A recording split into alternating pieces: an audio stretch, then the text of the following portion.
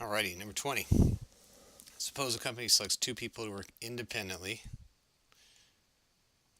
inspecting 2x4 timbers. Their job is to identify low quality timbers. Suppose the probability that an inspector does not identify low quality is zero point 0.2. So probability of not ID a low quality timber is zero point 0.2. That means the probability of identifying a low quality timber is 0.8. I don't know if we need that or not. I just thought I'd write it. So A, probability that both do not identify. So no ID and no ID. Right? I just get to multiply those together since they're independent. That's just 0.2 times 0.2, which is 0.04. Right? B. How many inspectors should be hired to keep the probability of not identifying it below 1%? Well, if I hire 2, it's 0.04. What if I hire 3? Let's just kind of take a look and see. No and no and no. 0.2 times 0.2 times 0.2. What does that become? 0.2 raised to the third power. Oh, oops. 0.2 raised to the third power, if I did it right, is 0.008.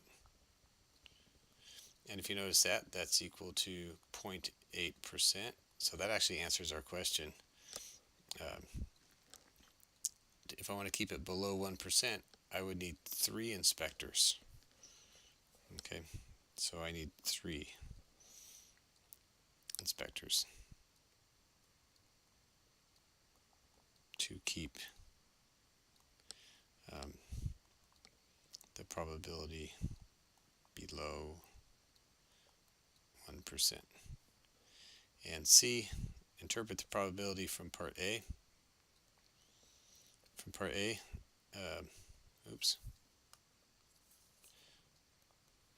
well, this is the chance that both inspectors will not identify a low quality timber. So I've got a 4% chance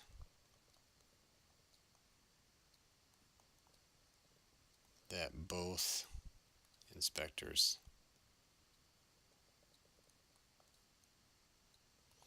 will not identify a low quality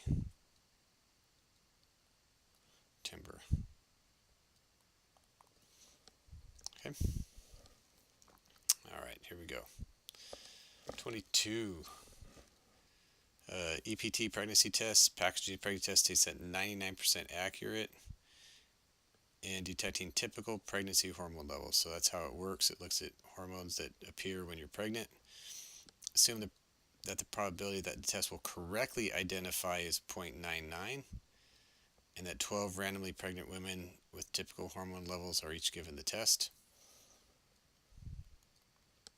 What's the probability that all 12 will be positive?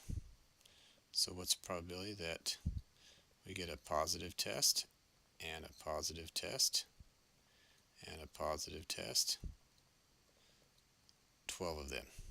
Well, that's the probability that you get a positive times the probability of a positive, because they're independent of each other. I just get to multiply them all together,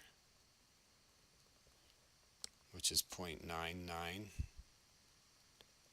to the 12th power, which is 0.99 raised to the 12th, is 88.6%. Okay, does that make sense? So we just multiply them together. One doesn't depend on the other. B. What's the probability of at least one not positive?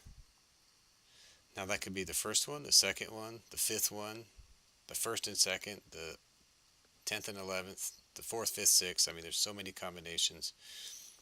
But if you recognize that the complement of this, it's 100% minus the complement of at least one not positive, is the probability that they are all positive. Right? This is key to recognizing that. Kind of like rain, not rain. Okay, there we go.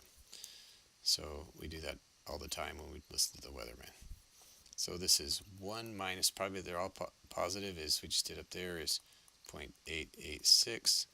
So as a percent, that'll be, what, 11.4%. All right, 24. What do we got on 24? Hot streaks. Recent basketball game. Player who makes 65% of his free throws made 8 consecutive free throws.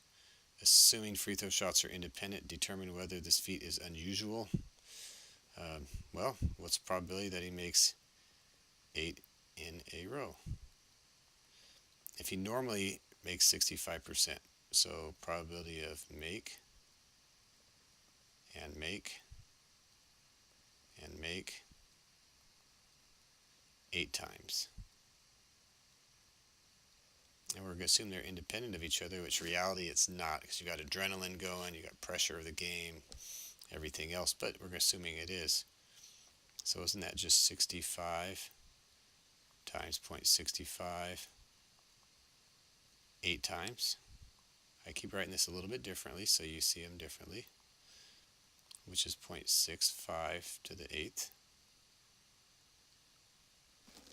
which is 0.65 raised to the 8th power, which is 3.2%. So him making 8 in a row, if he's a 65% shooter, happens 3.2% of the time. Very unusual. Okay. And lastly, on this assignment 26, NASCAR fans, how can you not be a NASCAR fan? I love it, bums me out that it's not on regular TV, but that's another story altogether. Among Americans considers auto racing fans 59%. Oh, I didn't know it was so big.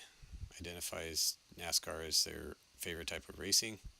Oh, of auto racers. I thought that was all racers, so that makes more sense. Of auto racing, 59 or NASCAR is their favorite, as opposed to drag racing or off-road or things like that.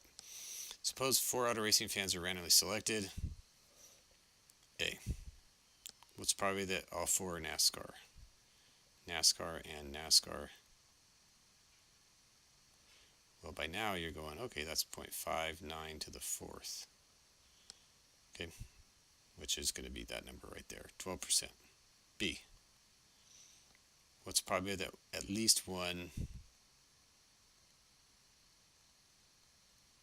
is not NASCAR? Well, when you say at least, I'm starting to think complements. 1 minus the probability of at least one is not NASCAR, all NASCAR, which is 1 minus, up here was 12.12%. So this is 1 minus 0.1212, which is 100 minus 12.2, which is 77.88%, if I did that correctly. Oh, 87, sorry, not 77. 87.88%. So I didn't do it correctly. There we go. C. What's probably that none will identify NASCAR as their favorite type? No NASCAR and no NASCAR.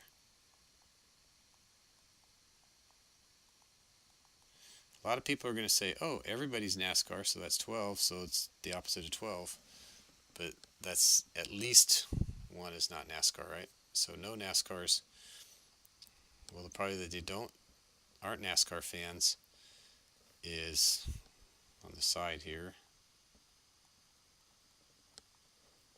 is 41%. Where did that come from? Well, 59 say they are, so therefore 41 say they're not, so that'd be 0.41 to the 4th power.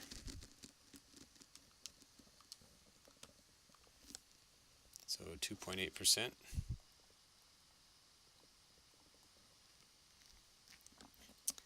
And then D,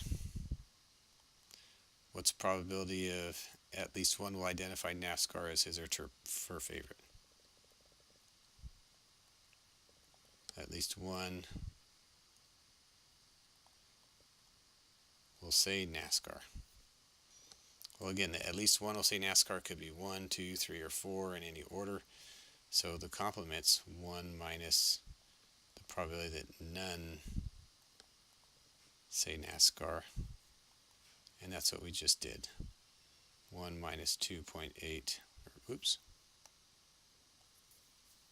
1 minus 0.028, which is 97.2%. All right, there we go for 5-3.